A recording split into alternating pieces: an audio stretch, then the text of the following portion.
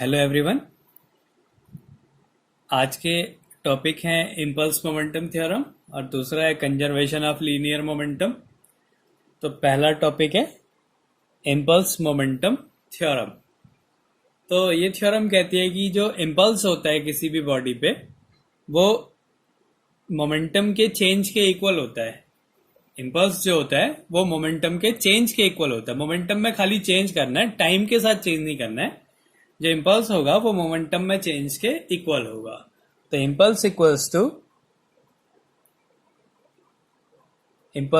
to change in momentum।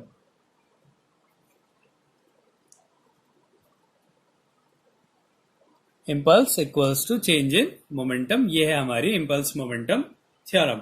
अब हमने इसको सॉल्व करना है। तो दो तरीके से सॉल्व होता है, एक सीधे सीधे सॉल्व होता है और एक कैलकुलस मेथड से सॉल्व होता है। तो इसका प्रूफ देखते हैं। तो पहला सिंपल मेथड है। पहला मेथड जो है उसमें माना एक ऑब्जेक्ट है जिसका मास m है, उसकी इनिशियल वेलोसिटी u है और इनिशियली उसका मोमेंटम p i है। कुछ टाइम के बाद उसकी वेलोसिटी v हो जाती है और उसका मोमेंटम हो जाता है p f। तो जो सेकेंड लॉ होता है वो होता है F equals to m a.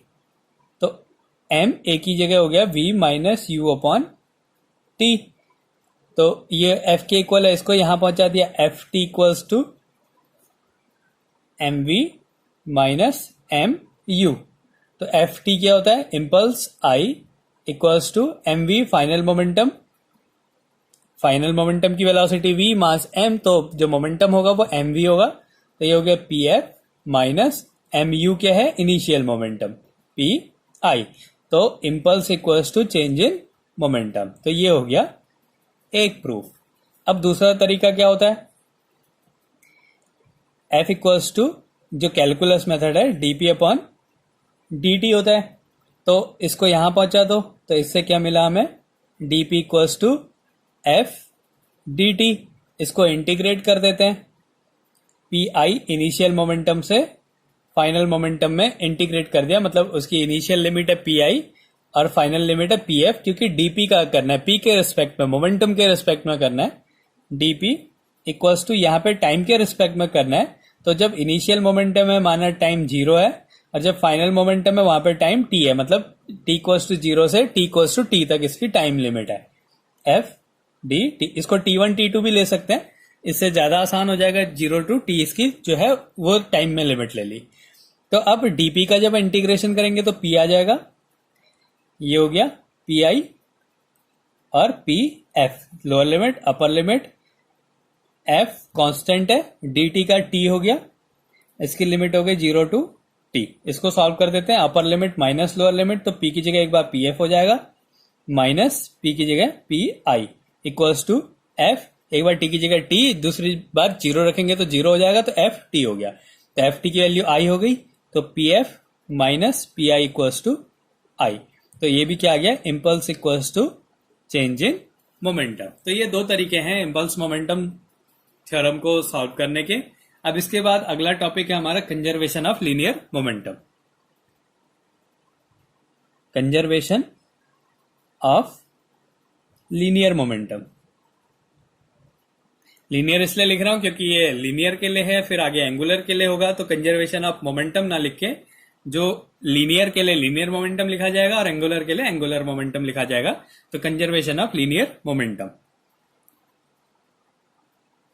तो हमें पता है कि जो मोमेंटम होती है वो कैरेक्टरिस्टिक प्रॉपर्टी होती है एक मूविंग बॉडी की। अगर किसी बॉडी के पास कोई बॉडी मोशन में है तो उसके पास मोमेंटम होगा जिसकी वैल्यू एम वी होती है। तो ये इसका जो स्टेटमेंट है ये कहता है कि फॉर एन आइसोलेटेड सिस्टम मतलब ऐसा सिस्टम जिसमें कोई फोर्स नहीं लग रहा है, तो for an isolated system momentum of a body remains constant. किसी आइसोलेटेड सिस्टम का के लिए किसी भी बॉडी का जो मोमेंटम होता है वो हमेशा कांस्टेंट रहता है। तो इसका स्टेटमेंट लिख देता हूं मैं, for an isolated system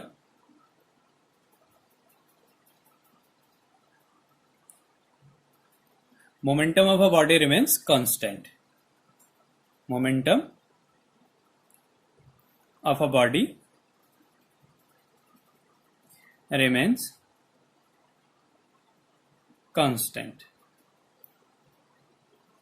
तो ये इसका स्टेटमेंट हो गया कि अगर कोई सिस्टम आइसोलेटेड सिस्टम है, मतलब उसमें जो नेट फोर्स है वो जीरो है, तो उस बॉडी का मोमेंटम हमेशा कंजर्व रहता है। ये हमने अप्रूव करना है। इसका प्रूफ देखते हैं।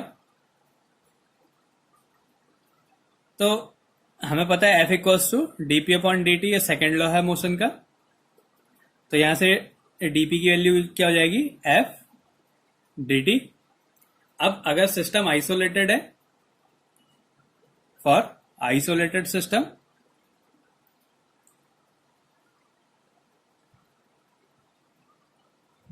जो कंजर्वेशन ऑफ लीनियर मोमेंटम है, इसके लिए सिस्टम का आइसोलेटेड होना जरूरी है, इसलिए इसकी जो स्टेटमेंट होता है उसमें ये लिखना जरूरी होता है। या फिर ऐसा लिखना होता है कि if no force act on the system then momentum of a body remains constant. तो नो फोर्स एक्टिंग मतलब वो सिस्टम कैसा होगा, आइसोलेटेड सिस्टम होगा। तो for isolated system F equals to zero, तो ये वाला पोर्शन जीरो हो गया। तो क्या मिला हमें, डीपी इक्वल्स टू जीरो मिला। अब इसका इंटीग्रेशन करेंगे।